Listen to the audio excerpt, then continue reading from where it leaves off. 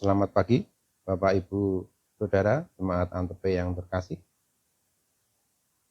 Perkenankan kami Majelis GKJ Menara Kasih Salatiga, Pandan Antp, untuk membacakan Warta Jemaat Minggu 7 Juni 2020. 1. Tetap semangat buat Bapak Ibu semua.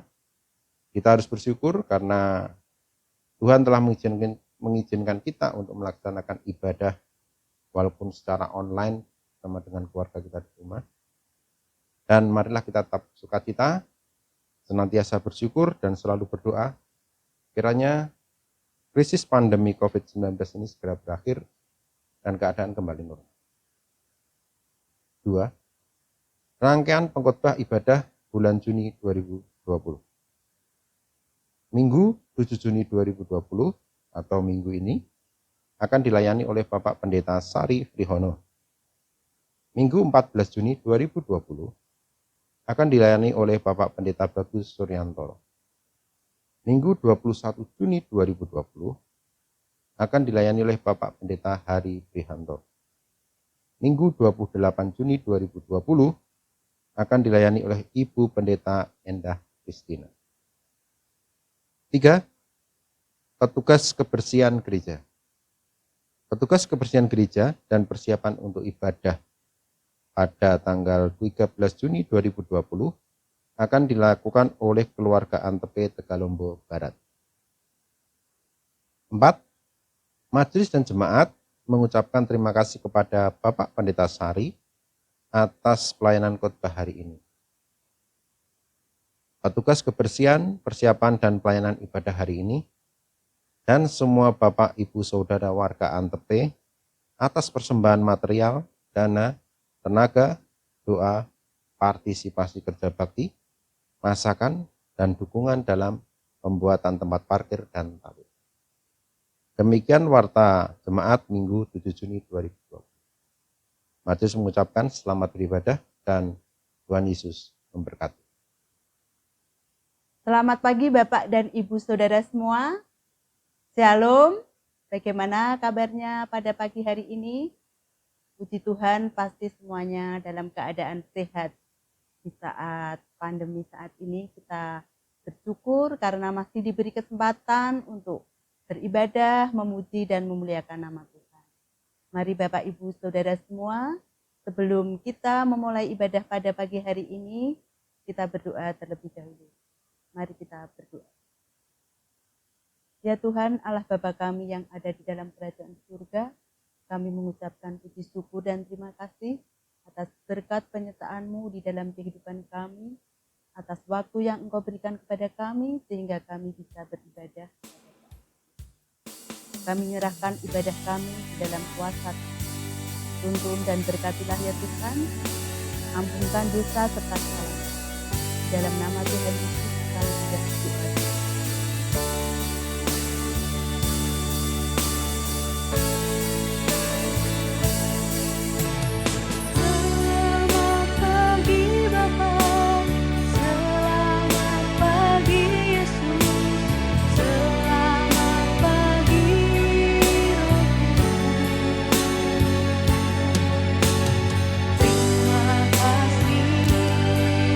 Atas anugerah-Mu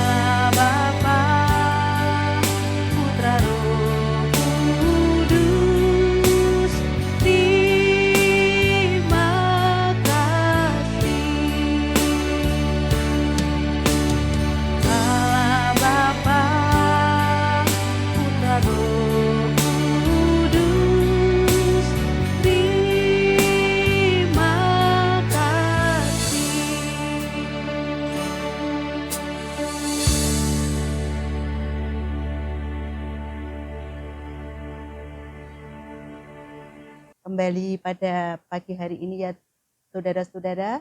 Marilah kita memulai ibadah pagi hari ini dengan penuh syukur dan sukacita. Mari kita memuji dan memuliakan nama Tuhan melalui pujian Kami Memuji Kebesaran-Mu.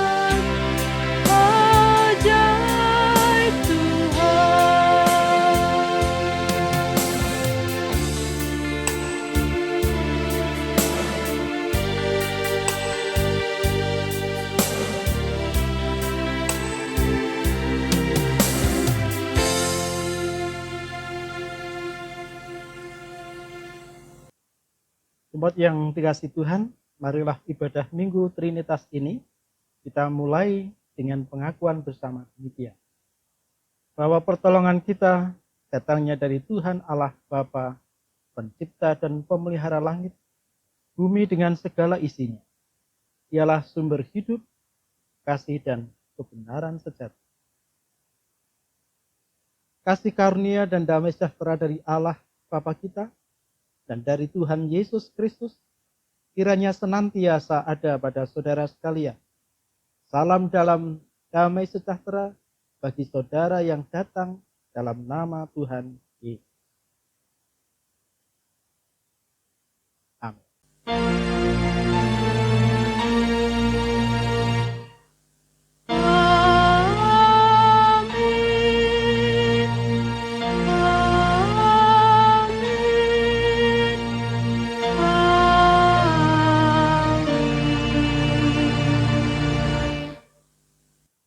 Di saat kita saat ini menghadapi pandemi yang sedang melanda kota kita tercinta Salatiga, kita harus tetap bersyukur dan kita harus selalu dekat kepada Tuhan. Hanya dekat kepada Tuhan saja kita akan selalu diberikan kekuatan dan kesehatan. Mari kita memuji dan memuliakan nama Tuhan dengan pujian syukur. Hanya dekat kasih-Mu Bapa.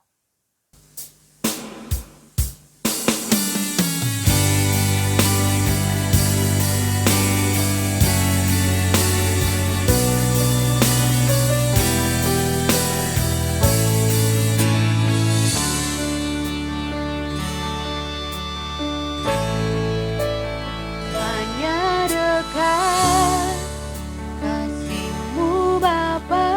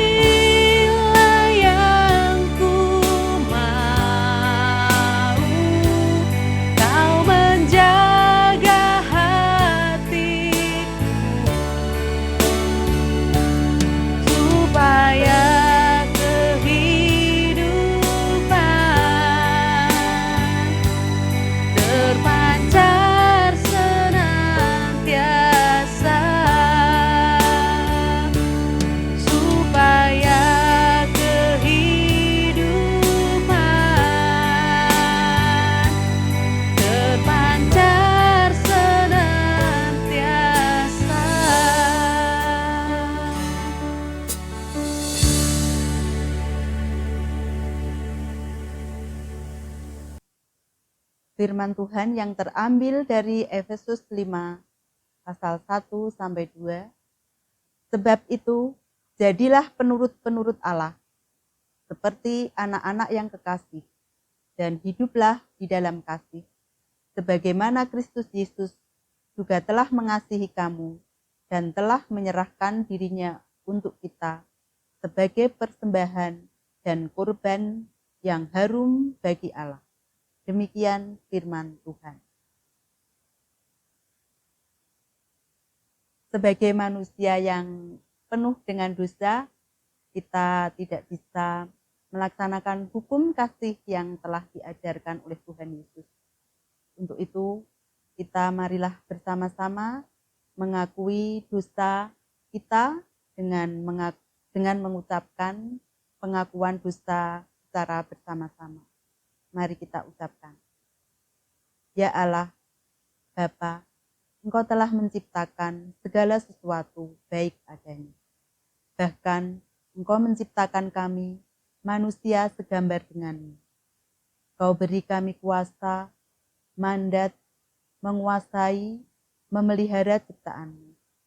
Tetapi dosa kami membuat kami tidak bisa merawat ciptaanmu dengan baik.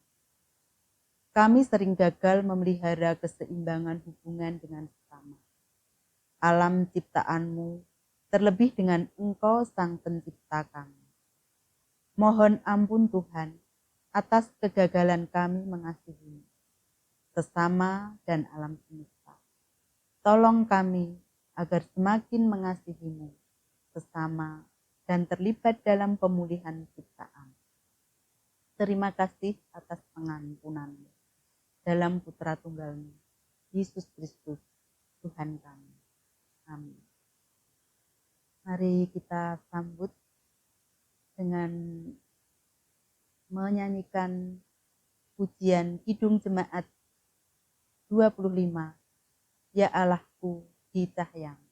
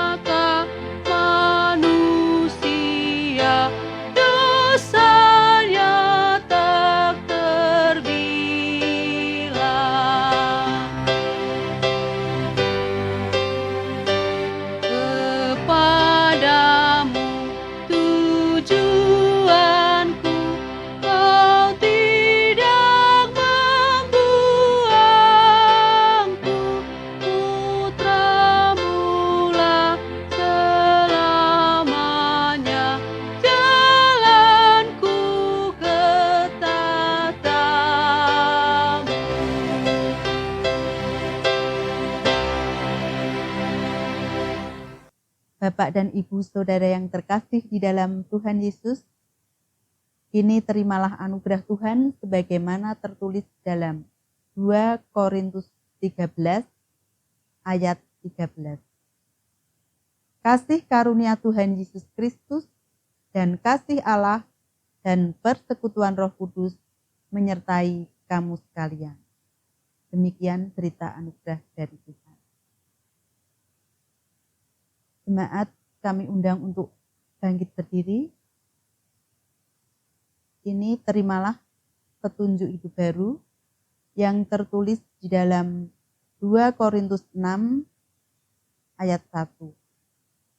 Yang bunyinya demikian. Mari kita ucapkan bersama-sama. Sebagai teman-teman sekerja, kami menasehatkan kamu supaya kamu jangan membuat menjadi sia-sia kasih karunia Allah yang telah kamu terima. Bapak dan Ibu, saudara sekalian yang dikasihi oleh Tuhan Yesus, untuk menanggapi petunjuk hidup baru yang telah kita dengarkan bersama-sama. Ujian tanggapan, bagaikan bejana.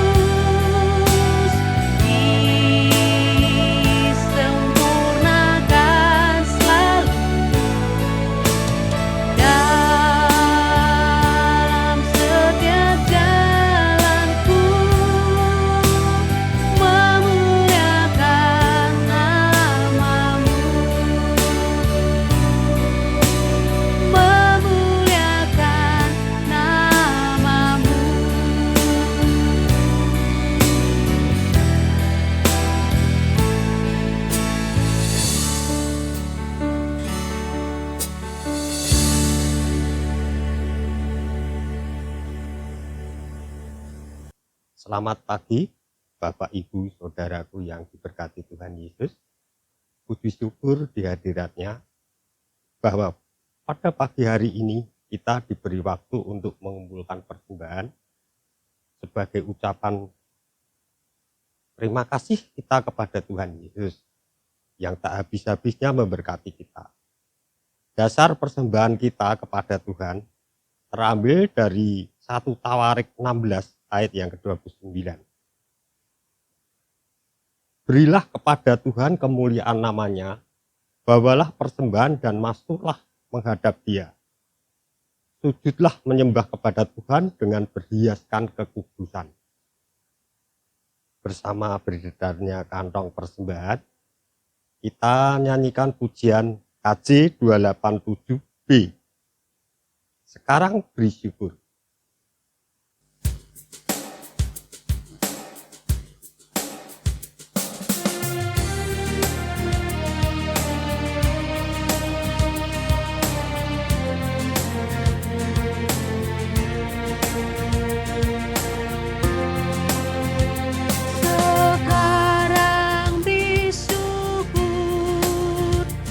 Hai hatimu, tangan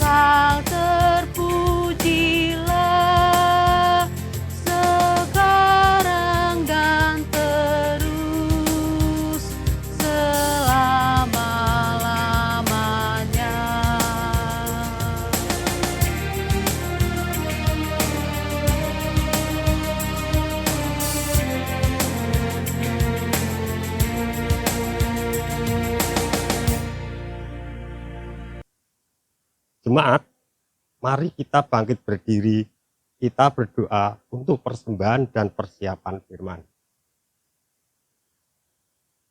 Tuhan Yesus, terima kasih kami telah mengumpulkan persembahan mingguan, persembahan bulanan, persembahan pembangunan, persembahan ucapan syukur, dan persembahan lainnya. Berkatilah persembahan ini dan saudara yang mengelolanya, agar berguna bagi kerajaan-Mu di dunia ini. Sebentar lagi kami hendak mendengarkan firman kasih-Mu untuk makanan rohani kami yang akan disampaikan Bapak Pendeta Sari Brihono. Urapi dengan Roh Kudus-Mu agar sesuai dengan kehendak-Mu. Dengan nama Tuhan Yesus kami telah berdoa. Amin.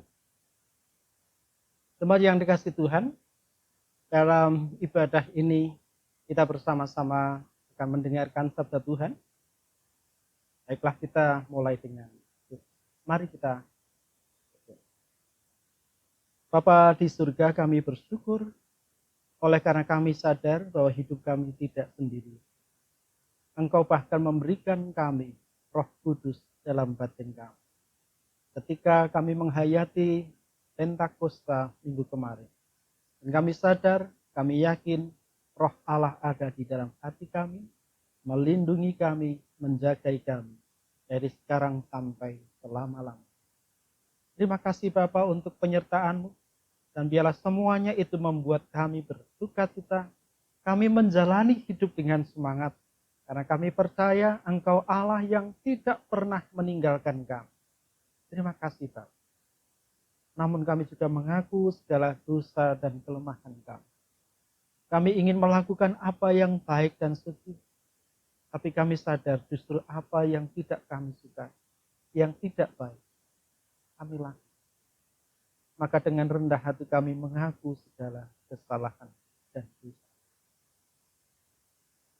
Kami juga mohon berkat Bapak untuk sahabat-sahabat kami yang berbaring di rumah sakit atau di rumah. Baik oleh karena usia lanjut atau karena virus corona atau penyebab yang lain. Tuhan, kiranya Engkau menilik mereka satu persatu. Engkau memberikan hati yang kuat, bahkan sukacita. Hingga setiap orang yang menengok mereka justru melihat ada pancaran sukacita Kristus dalam hati mereka. Dan mereka boleh memberitakan Injil melalui wajah mereka yang bercahaya karena sukacita Kristus. Namun kiranya Tuhan juga memberkati mereka dengan kesehatan, dengan kekuatan, pemulihan. Seperti Bapak Pain, Ibu Puji, demikian juga sahabat-sahabat kami lain di Jemaat Antepin. Bapak, kami juga menyerahkan pemerintah bangsa kami, Indonesia. Kami sadar di tengah-tengah wabah, di mana kami banyak sekali mengalami kesulitan. Kami sadar pemerintah kami pun mengalami kesulitan untuk menata ekonomi. Kesulitan untuk menata kehidupan, baik itu perdagangan ataupun sosial. Kami sadar Bapak. Oleh karena kami mohonkan berkat bagi para pemimpin bangsa negara kami, baik di pusat maupun di tempat kami Kota Salatiga. Tuhan berkati pimpinan kami dengan kesehatan, dengan kebijaksanaan, dengan hati yang bening dan pikiran yang bening, hingga bisa membuat keputusan-keputusan yang terbaik bagi seluruh rakyat bangsa Indonesia. Kami percaya Tuhan memberkati bangsa kami, hingga pada waktunya kami boleh melewati masa krisis ini dengan baik. Kami juga mohonkan berkat Bapak untuk tim medis yang bekerja keras menjadi ujung tombak. Kiranya Tuhan juga menolong memberkati mereka dengan semangat, dengan pelayanan yang baik, dengan kesehatan yang Tuhan jagai, hingga mereka pun boleh melakukan tugas-tugas mereka, membuat banyak orang merasakan sehat kembali. Kami serahkan sahabat-sahabat kami, kerabat kami, dimanapun mereka berada, baik di Salatiga ataupun di luar kota Salatiga. Kami yakin keluarga besar kami diberkati. Kami serahkan hidup kami, keluarga kami, ke dalam pimpinan-Mu, dan jika kami hendak mendengarkan sabda-Mu, berkenanlah bersabda Bapa, kami siap untuk mendengarkan. Dalam Kristus kami berdoa dan memohon sabda. Amin.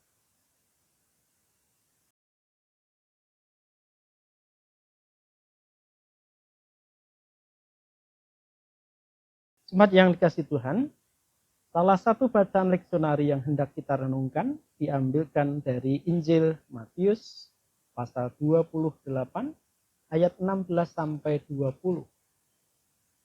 Demikian sabda Tuhan. Dan ke-11 murid itu berangkat ke Galilea, ke bukit yang telah ditunjukkan Yesus kepada mereka. Ketika melihat dia, mereka menyembahnya. Tetapi beberapa orang ragu-ragu. Yesus mendekati mereka dan berkata, "Kepadaku telah diberikan segala kuasa di surga dan di bumi. Karena itu pergilah, jadikanlah semua bangsa muridku, dan baptislah mereka dalam nama Bapa dan Anak dan Roh Kudus. Dan ajarlah mereka melakukan segala sesuatu yang telah kuperintahkan kepada. Dan ketahuilah, aku menyertai kamu senantiasa sampai kepada akhir zaman." Demikianlah pembacaan firman Tuhan. Berbahagialah kita yang mendengarkan sabda Tuhan dan melakukannya dalam hidup keseharian. Haleluya.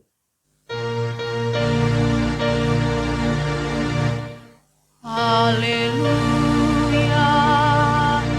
haleluya, haleluya.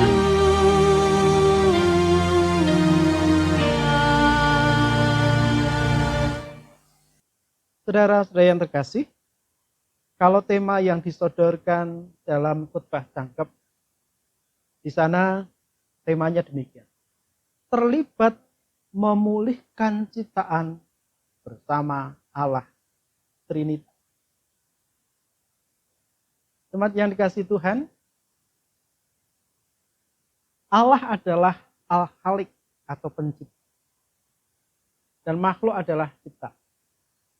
Dan kita tahu bahwa makhluk tidak hanya manusia, tetapi juga binatang, juga tumbuhan, dan alam yang menjadi ekosistem di mana kita hidup.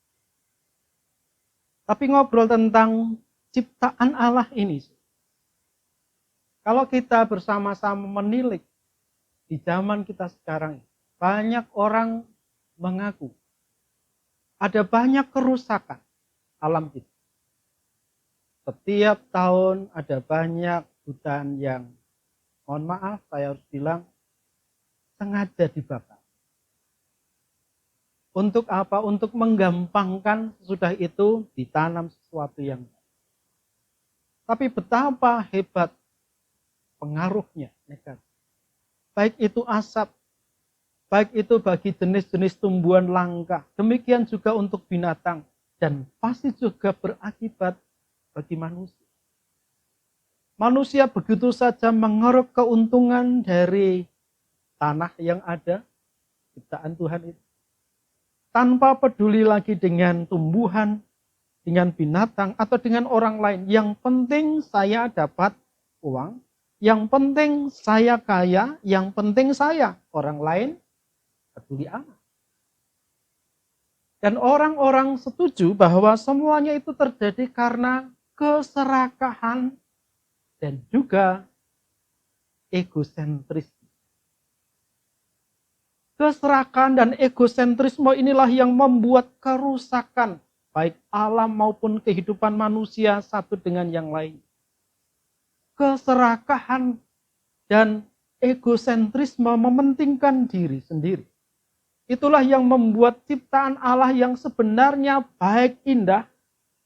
Kita sadar ketika Tuhan Allah menciptakan alam semesta, Tuhan selalu bersabda baik indah. Tapi semuanya itu menjadi rusak. Kita tahu lapisan ozon menipis.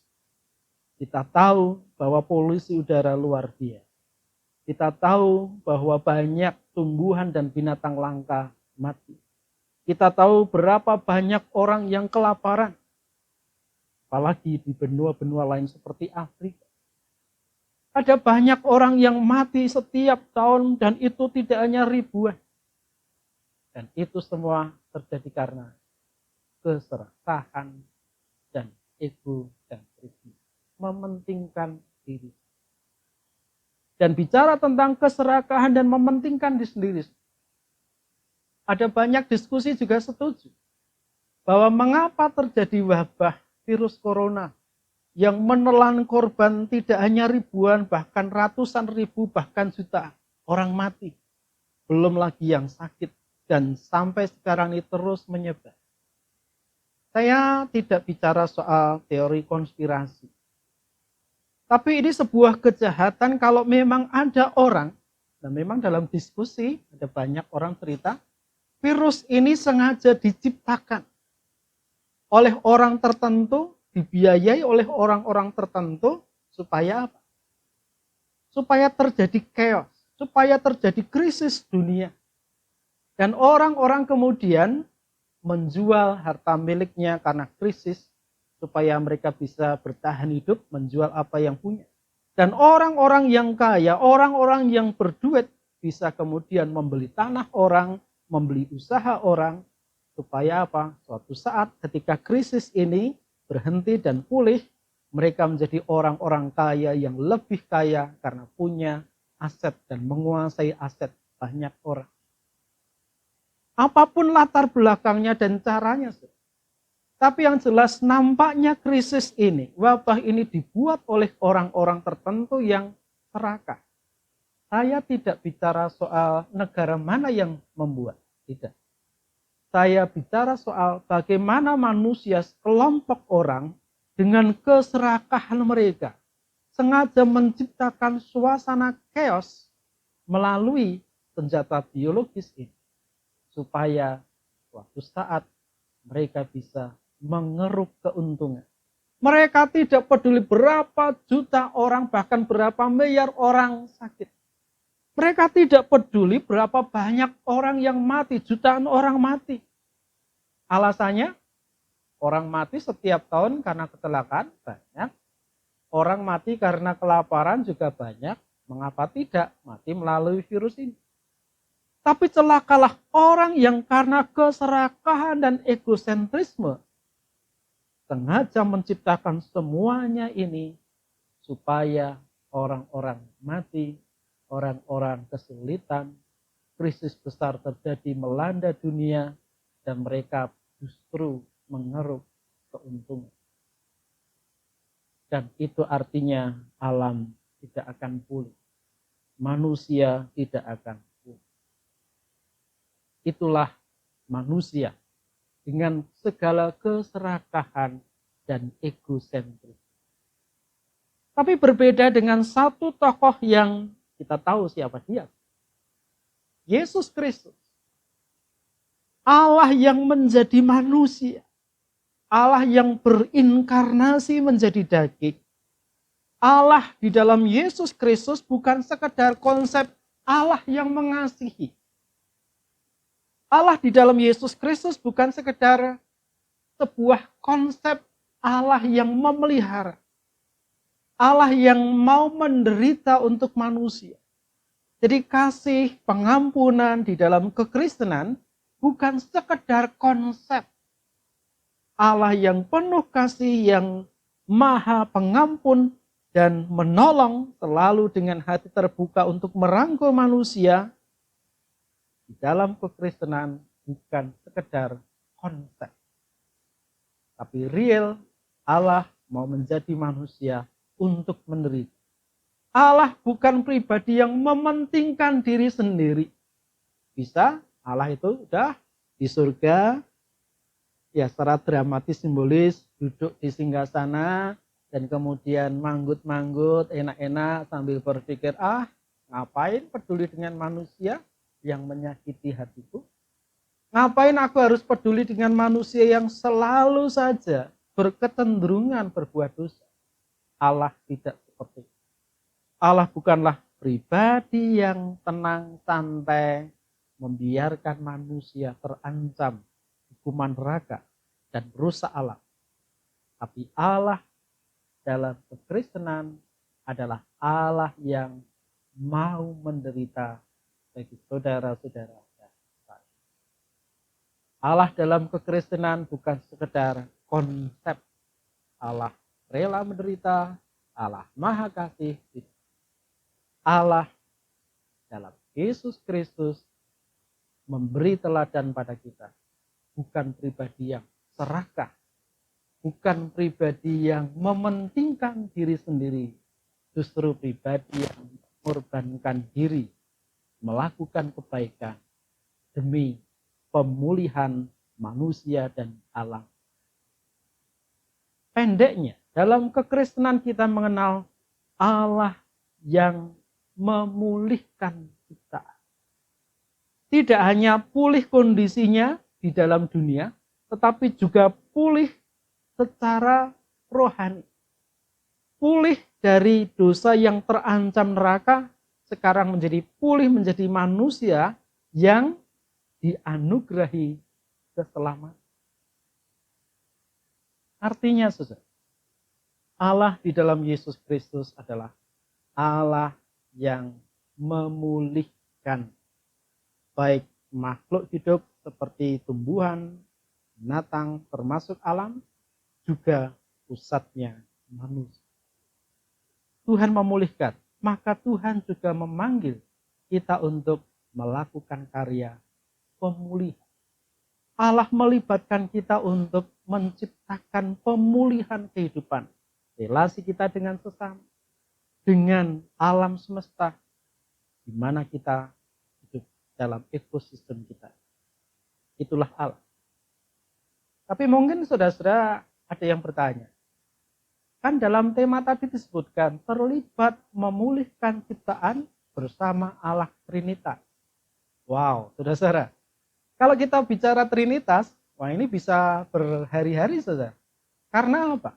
Karena kita sadar bahwa Allah yang tak terbatas tidak mungkin dibicarakan oleh makhluk yang terbatas. Bagaimana bisa manusia yang terbatas hendak mengatakan, oh Tuhan ini yang tak terbatas ini adalah seperti ini, seperti itu. Tidak akan bisa. Kalau ada seorang manusia, pengkhotbah, pendeta, atau siapapun bicara tentang Tuhan, sebenarnya ia sedang bicara tentang konsepnya yang terbatas tentang Tuhan. Dan jangan mendewakan konsep tersebut, karena konsep itu buatan manusia, dan manusianya terbatas, maka konsepnya pun terbatas. Nah, saudara-saudara yang terkasih, kita bicara soal Trinitas sekarang. Apa sih Trinitas? Mohon maaf saudara. Trinitas itu bagi saya adalah istilah yang tidak alkitabiah. Kenapa tidak alkitabiah? Pernahkah saudara menemukan istilah Trinitas di sini? Jawabannya tidak.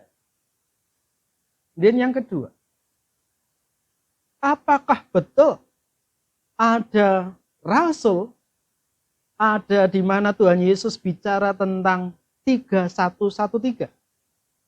Karena Trinitas dari dua kata tri, tiga, unity, kesatuan. Hingga orang kemudian memakai istilah lain, Tritunggal. Apakah kekristenan mengajarkan bahwa satu adalah 3-3-1?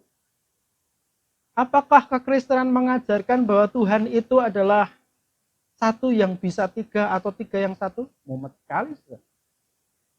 Tidak pernah. Konsep Trinitas itu muncul di abad yang keempat. Dan sayangnya istilah Trinitas yang menurut saya tidak alkitabiah itu diwariskan, dipertahankan sampai sekarang. Padahal konsep Alkitab dengan sangat jelas mengatakan Tuhan Allah kita adalah Dalam bahasa Sansekerta, Esa beda dengan Eka. Eka itu satu secara matematis. Seperti contoh, berapa jawaban ini? Satu. Kalau ada di sini, ada di situ enggak? Enggak ada. Kalau ada di situ berarti dua. Sementara Allah tidak bisa dikatakan Eka. seperti matematis itu.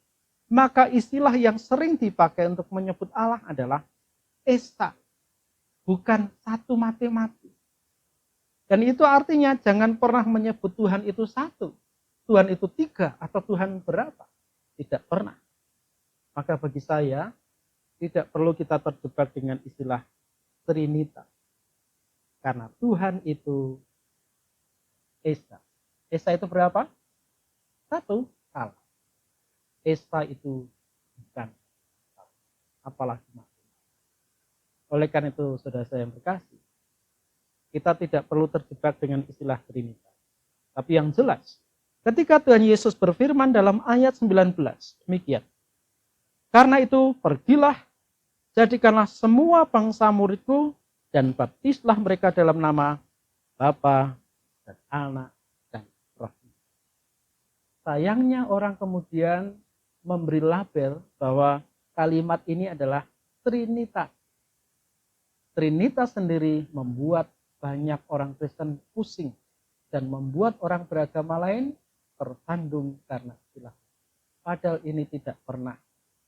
Menurut saya, dalam banyak tafsiran berdasarkan firman Tuhan, sebutan Bapa dan Anak dan Roh Kudus tidak pernah dalam pengertian tiga itu satu, tidak. Tapi pengertiannya adalah bahwa Allah disebut Bapa dan Anak dan Roh Kudus itu sebuah ungkapan terminus teknik. Istilah khusus. Sebenarnya Tuhan Yesus yang disaksikan oleh Matius hendak mengatakan demikian. Karena itu pergilah, jadikanlah semua bangsa muridku dan baptislah mereka dalam nama Allah, Juru Selamat yang berkarya dalam sejarah.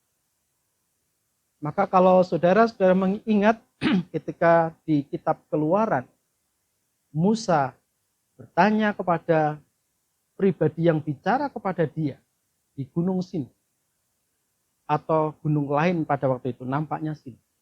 Di situ ada sebutan, aku Allah Abraham, Allah Ishak, Allah Yakub. Apa maksudnya? Apakah disebut Allah Abraham, Allah Ishak, Allah Yakub? Itu sebenarnya Allah hendak juga mengatakan, aku adalah Allah yang menyejarah, Allah yang melakukan karya keselamatan dalam zaman Abraham, dalam zaman Ishak, dalam zaman Yakub, dan seterusnya.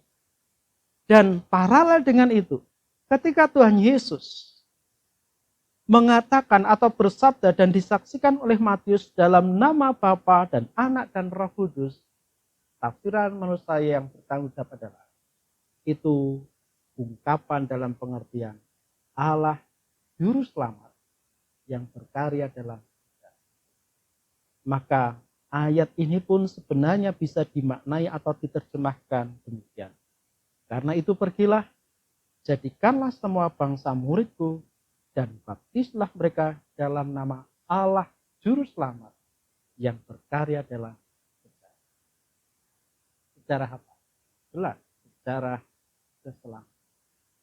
Allah menganggap semua makhluk, puncaknya manusia, berharga untuk dipulihkan, untuk diciptakan baik dan mengalami hal-hal yang baik. Kalau begitu, saudara, tema kita terlibat memulihkan ciptaan bersama Allah. Trinitasnya nggak usah dipakai, nggak apa-apa. Terlibat memulihkan ciptaan bersama Allah yang memulihkan. Artinya saudara-saudara dan saya dipanggil oleh Allah untuk menciptakan karya. Pendeknya, sederhananya bagaimana? Yang pertama, mari kita sadar bahwa kecenderungan manusia adalah serakah dan egosentris, mementingkan diri. Kalau kita ingin menciptakan kehidupan pemulihan dalam ciptaan ini, mari kita bersama-sama mengendalikan keserakahan dan egosentrisme kita. Dunia ini kacau karena dua, keserakahan dan egosentris. Kalau kita ingin membuat karya pemulihan, marilah kita juga mengendalikan dorongan keserakahan dan egosentris. Itu yang pertama. Dan yang kedua, di masa yang krisis, di mana kita dipanggil untuk tidak egosentris mementingkan diri, mari kita juga menciptakan karya pemulihan. Caranya bagaimana? Kalau Anda punya rumah, punya tanah, jangan kemudian semua ditutup dengan plester atau plester. Yang betul bukan plester. Kalau plester itu lakban. Diplester atau kemudian ditutup dengan aspal. Dan buatlah tempat di mana rumah tinggal kita ada rumput, ada tanah, supaya ada penyerapan. Baik untuk ekosistem kita. Ada tumbuhan yang kita biarkan tumbuh hijau. Jangan semua ditutup. Demikian juga kalau kita di gereja. Sederhana saja. Jangan membuang sampah, termasuk bungkus permen dan seterusnya, sembarangan. Kita kumpulkan, dimasukkan ke tempat sampah. Kalau kita punya mobil, kita makan di dalam mobil, jangan membuka jendela, kemudian kita lempar sampahnya dengan kata-kata, rapopo, mong sitik. Coba, kalau semua orang yang naik mobil makan di dalam, kemudian sampahnya dibuang dengan bilang, alah sampai mong titik. Titik-titik, tapi semua orang melakukan hal yang sama, maka itu menciptakan banyak tempat sampah, banyak sampah. Termasuk jangan membuang sampah di sungai. Karena tidak hanya membunuh ekosistem di sungai, tapi juga mengotori sungai dan membuat orang-orang lain yang hidup di sekitar sungai, memanfaatkan sungai, mereka tidak siap. Saudara-saudara yang terkasih, pendek kata. Injil Matius pasal 28 ayat 16 sampai 20 memanggil kita. Jangan serakah, jangan mementingkan diri sendiri saja, tapi perhatikanlah sesamamu, perhatikanlah sekelilingmu. Jagalah keindahan, jaga kesehatan, jaga diri dengan baik. Di masa krisis ini, jangan lupa. Rajin cuci tangan, jangan cenderung memegang wajah-wajah kita. Kemudian pakai masker. Kemudian selalu kita menghargai orang lain. Kalau kita pas tidak pakai masker, kalau batuk dan seterusnya, tutup dengan alat-alat yang lain supaya kita tidak menyebarkan virus. Olahraga dan lupa bersih. Saudara yang terkasih. Salam sehat. Tuhan memberkati. Mari kita kendalikan keserakahan, egosentrisme, sebaliknya. Perhatikanlah sesama kita yang kekurangan. Perhatikan alam sekitar. Selamat terlibat dalam pemulihan ciptaan. Selamat.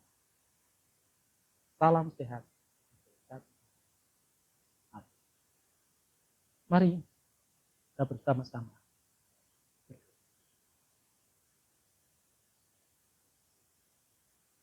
Bapa di surga, kami sadar kecenderungan kami adalah tidak peduli orang lain.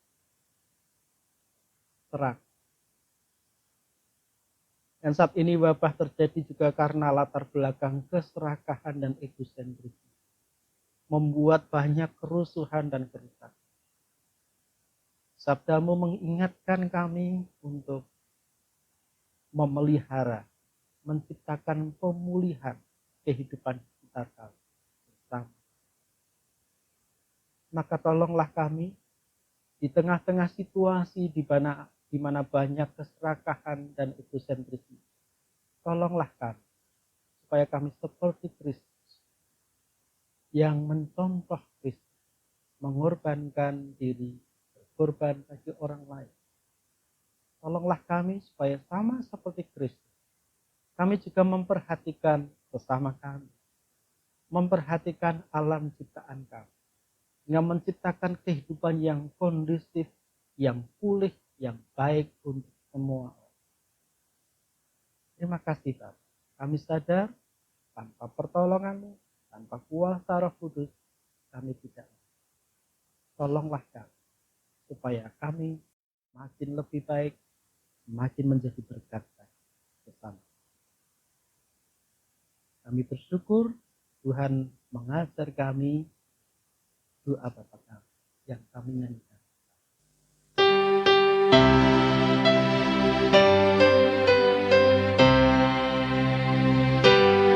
Bapa kami yang ada di surga, dikuduskanlah nama-Mu, datanglah kerajaan-Mu, jadilah kehendak-Mu di bumi seperti di surga. Beri kami hari ini makanan yang secukupnya. Ampuni salah kami, seperti kami ampuni yang bersalah pada kami. Jangan bawa kami dalam pencobaan, dan lepaskan kami dari yang jahat, sebab Kaulah yang punya kerajaan dan kuasa dan kemuliaan sampai selama-lamanya.